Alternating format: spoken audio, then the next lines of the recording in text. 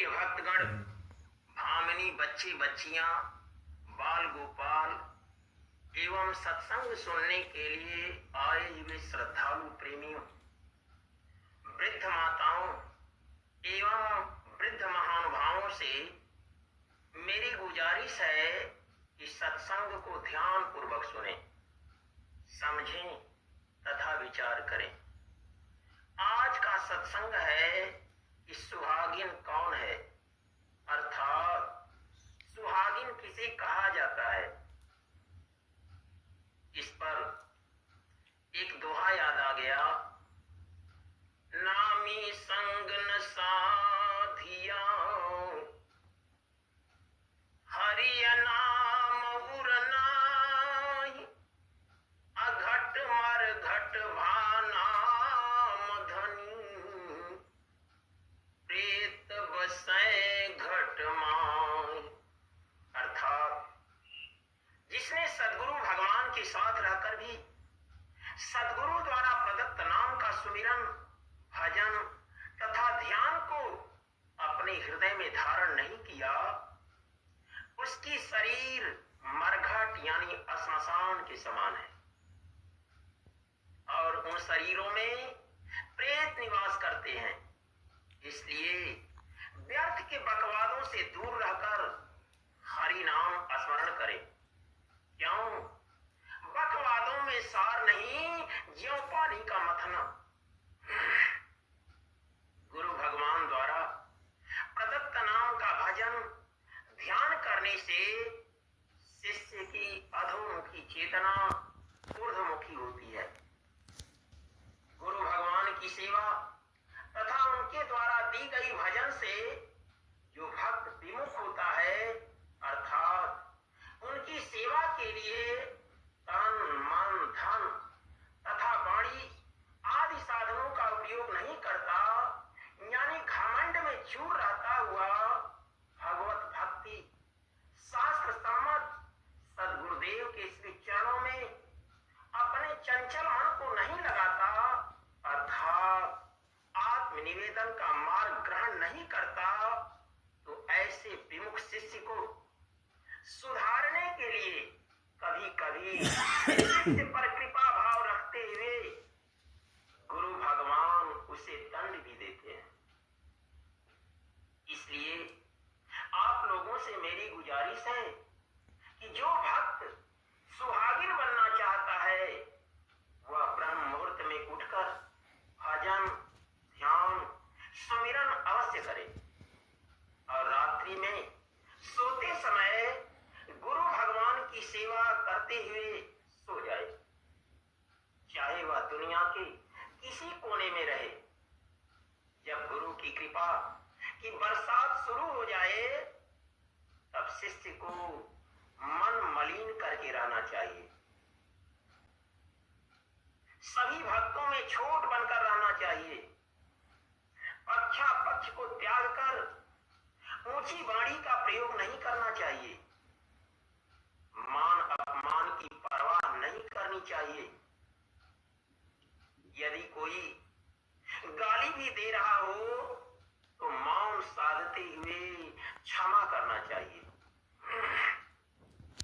सबकी तारीफ करते हुए अपने को छोटा समझना चाहिए और सबसे पहले दोनों हाथ जोड़कर बंदगी करनी चाहिए। सच्चे अर्थों में सुहागिन का यही लक्षण है, यानी इसे ही सुहागिन कहा जाता है। जैसा कि पलटू साहब ने अपनी पुस्तक में विवेचना की है, जैसा कि पलटू साहब अपनी पुस्तक में विवेचना किए हैं कि सुहागिन किसे कहा जाता है। मन मलिन कर लीजिए जब पियुआवे हाथ, मन मलिन कर लीजिए जब पियुआवे हाथ, जब पियुआवे हाथ नीच हो सबसे रहना, पच्छा पछ को त्याग ऊंच बानी न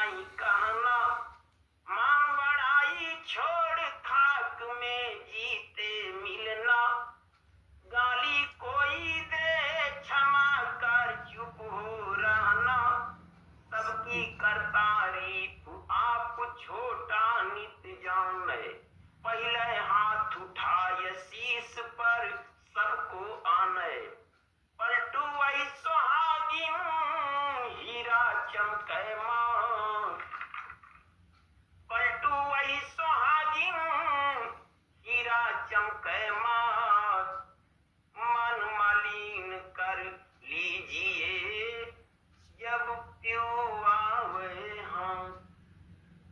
अंततो गत्वा हम विषय विस्तार न चाहते हुए पुष्प संत की इस उक्ति को कहकर संतोष करते हैं कि पतिव्रता के एक तुम नहीं पराया कोई, पतिव्रता के एक तुम नहीं पराया कोई, आठ पहर निरखत रहे सोई सुहागिन होए। पतिव्रता पति को भजे, पतिव्रता पति को भजे, पति भज धरे विश्वास, आनति साचितवाया नहीं, सदा जो प्यो की आस। अर्थात एक भजन याद आ गई कि सुहागिन